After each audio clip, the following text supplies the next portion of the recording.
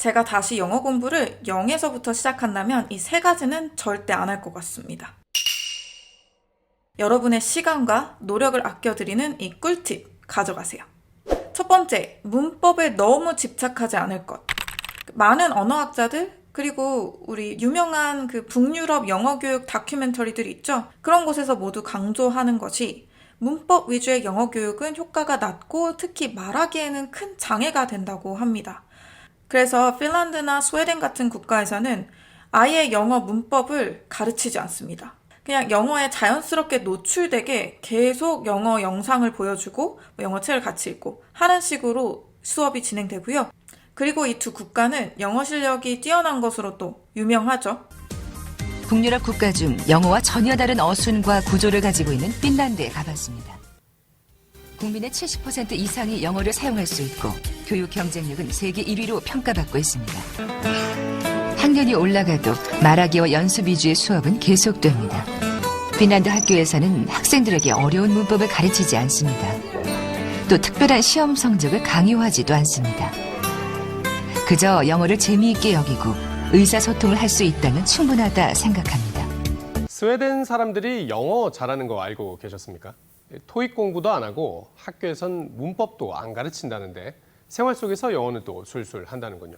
학원에서 시험을 보고 문법, 투정사, 동명사 이런 걸 시험을 봐가면서 영어를 공부하는데 그게 학교 바깥 세상에서는 전혀 쓸 일이 없다는 얘기예요. 근데 반대로 여기 학교 학생들은 그런 걸 안 배워요. 뭐 문법 이런 걸 안 배우는데 밖에 나가서 쓸 수 있는 그런 빈도가 굉장히 높으므로 영어를 굉장히 생활화한다라는 거.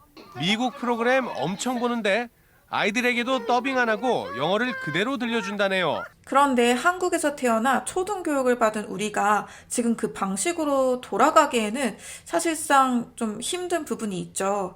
이미 어느 정도 문법 틀이 머릿속에 잡혀 있으니까요. 그래서 제가 추천드리는 방법은 문법을 아예 버리는 것이 아니라 집착하지 않는 것입니다. 저는 영어를 처음 시작하시는 왕초보분들, 예를 들어서 막 주어가 뭔지 모르겠어요 하시는 분들에게는 기초 문법을 다지고 가는 걸 추천드려요. 기본 어순이나 문장 구조조차 모르는 상태에서 무작정 시작하면 금방 벽에 부딪히고 또 너무 버겁기도 하거든요. 그런데 그 기본기 문법만 넘어서면 굳이 문법을 하나하나 따지고 들 필요는 없어요. 문법이라는 건 결국 언어의 구조를 설명하기 위해 만든 체계적인 규칙이잖아요. 하지만 언어는 너무 방대합니다. 그 규칙을 벗어나거나 예외적인 표현이 정말 많아요. 특히 구어체에서는 더 그렇죠. 예를 들어서 뭐 이런 문장들 들어보셨을 거예요. She be acting like it's no big deal. 왜 she be acting이라고 하지? She is 아닌가? She will be 아닌가? 왜 이러지? 이렇게 얘기합니다. 문법상으로는 좀 틀렸지만 구어체에서 원어민이 참 많이 쓰는 뭐 그런 표현이에요. 또는 Me and my friend were just talking about that. 왜 my friend and I가 아니라 me and my friend라고 하지? 이렇게 많이 얘기해요. 원어민들이. 이런 걸 이제 문법적으로 따지고 들여다 보면 뭐 답이 없습니다. 그냥 이렇게 얘기하는 걸 뭐. 그쵸? 이런 구어체뿐만 아니라 책을 읽다가도 모든 문장을 문법적으로 이해하려고 하면 정말 머리가 아픕니다. 저도 예전에 영어 공부를 할 때에는 이 표현은 왜 이런 구조지? 왜 여기서 현재 완료를 쓰지? 여기에 과거분사는 무슨 과거분사지? 이런 식으로 하나하나 분석할 때가 있었어요. 그럼 어때요? 지치죠. 지칩니다. 뭔가 마음이 지쳐요. 그리고 어쩔 때는 답을 잘 못 찾겠어요. 이게 분사인지 뭔지 모르겠어요. 그럼 답답해서 막 눈물이 찔끔 나요. 너무 짜증나고 이게 내가 과연 마스터할 수 있는 언어인가 싶기도 하고. 그런데 제가 영어를 계속 이렇게 보고 읽고를 반복하면서 어느 순간에 깨달았어요. 이렇게까지 안 해도 되겠구나 라는 거를. 사실 문장이 해석될 정도로 이해가 되면 그냥 넘어가도 괜찮아요. 정말 중요한 건 그 구조에 자주 노출되는 것입니다. 영어를 많이 보고 듣다 보면 어느 순간 이런 상황에서 이렇게 말하는구나 하는 감각이 자연스럽게 생깁니다. 그래서 우리가 결국 해야 되는 건 이해됐어 하고 넘어가는 거예요. 그리고 영어를 많이 듣고 읽고 말하고 써보는 거죠. 이게 결국 영어를 진짜 잘하게 되는 가장 확실한 방법입니다. 근데 여러분, 제가 그래서 문법을 놓고 살까요? 아니요, 놓고 살 수가 없어요. 한국에서 영어를 가르치는데 문법을 모른다? 살아남을 수가 없습니다. 거의 학생들 질문의 90%가 문법적인 질문이고요.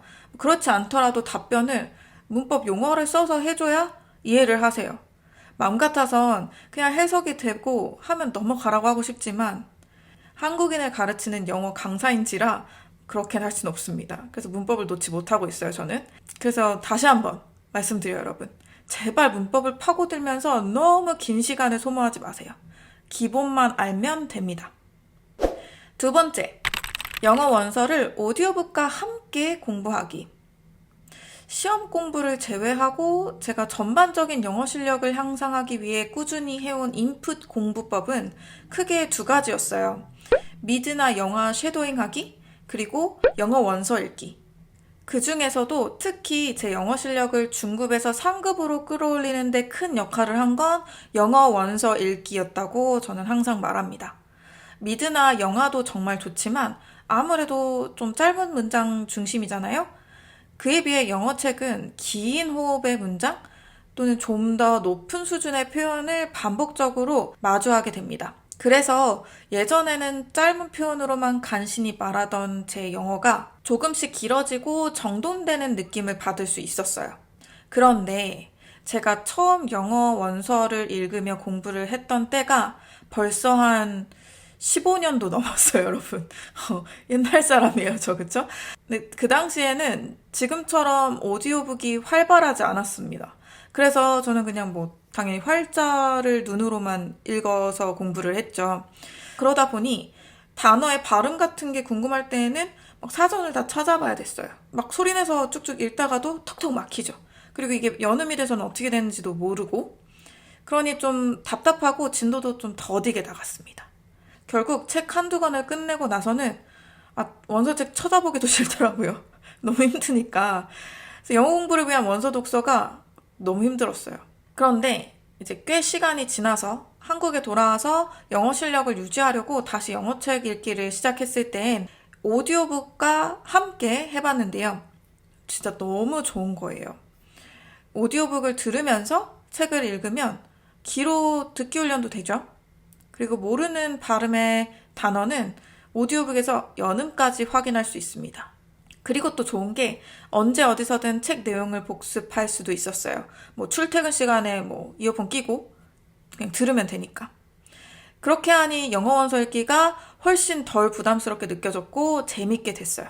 그래서 전 지금도 영어 원서로 공부를 하실 분들께는 무조건 오디오북과 함께 하시라고 말씀을 드립니다. 둘이 같이 할 때 시너지가 정말 크거든요. 그래서 제가 운영하는 영어 원서 읽기 스터디도 언제나 오디오북과 함께 하고 있어요. 1회차 분량의 오디오를 딱 드리고 그 다음에 이제 공부를 하는 그런 방식으로 진행이 됩니다. 여기서 잠깐 틈새 홍보를 하자면 저와 함께 영어 원서를 읽으며 성장하고 싶으신 분들은 아래 고정 댓글에 스터디 모집 링크를 확인해주세요. 자, 그리고 마지막 세 번째. 완벽한 영어보다는 기세 영어다. 제가 캐나다 생활 초창기에는 영어를 틀리게 말하는 게 너무 창피하고 싫었어요. 상대방 말을 못 알아들으면 부끄러워서 괜히 알아들은 척 웃기도 많이 했고요. 그렇게 제 입을 싸매고 내 의견을 제대로 말 못했던 날은 제가 무슨 바보 천치가 된 것 같아서 너무 속상하더라고요. 그래서 집에 돌아와서 많이 막 울었어요, 또. 근데 이게 제가 초창기라고는 했지만 점차 나아졌을 뿐 해외 생활 내내 이런 일들이 있었습니다. 하지만 다양한 계기로 생각을 고쳐 먹었어요. 사실 아무도 우리가 영어 좀 틀린다고 해서 우리를 무시하거나 평가하지 않거든요. 근데 혹시라도 그런 사람이 있다? 그럼 그 사람의 문제인 거예요. 이렇게 생각을 해보세요, 여러분. 외국인이 한국어를 서툴게 말한다고 해서 우리가 그 사람을 얕잡아 보지는 않잖아요.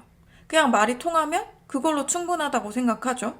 별 생각이 없어요, 우리는 사실. 그쵸? 그러니까 영어로 말할 때 너무 움츠러들지 않아도 된다는 거예요. 그리고 여러분, 인생 없습니다. 그죠? 누구 눈치 보고 그러는 게 제일 헛짓거리예요. 그냥 지르고 틀리면 뭐 어쩌라고, 그쵸? 틀려도 괜찮습니다. 틀리면서 배우고 성장하는 거예요. 자, 이렇게 해서 오늘은 제가 다시 돌아간다면 안 할 것들 3가지를 추려서 말씀드렸는데요. 영어를 막 시작하신 분들 또는 영어 공부를 계속 열심히 하고 계신 분들에게 꼭 도움이 되었으면 좋겠습니다. 좋아요, 구독, 댓글도 잊지 마시고요. 그럼 저는 다음 시간에 또 찾아뵙겠습니다. Thank you so much for watching and I will see you next time. Bye guys!